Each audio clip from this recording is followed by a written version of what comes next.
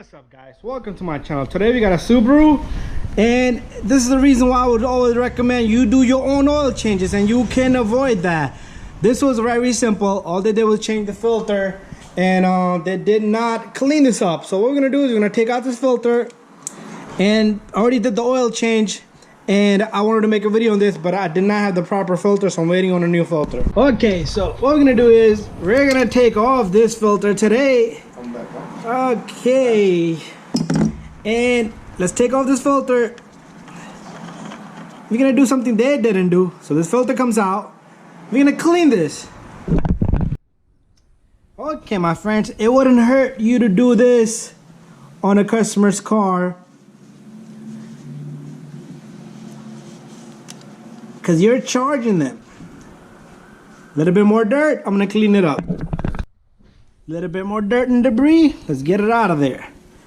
It will not hurt to do this on your customers, your loyal customers. That looks pretty clean right there to me. Just make sure all the dirt and debris doesn't go in. Take it out. This area should be nice and clean every time. So we're gonna put on a new filter. Okay, we got a new filter, and I got a little bit of clean oil. I'm gonna put my finger inside that oil and put it on this seal on the filter. Mr. Oil Shop, guys, that's how simple it is. Take care of your customers, and the filter goes right on, hand tight. You can start up the car, check for leaks. But if you leave a puddle of oil there, you don't even know, because it's like to the level that you can't even see the surface where the seal's gonna sit. Maybe there was a dirt and debris there.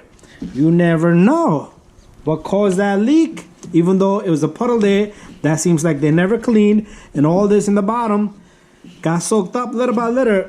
So hand tight, bada bing, bada boom. That's how simple it is, guys. Thank you for watching. Don't forget to subscribe, share, and like.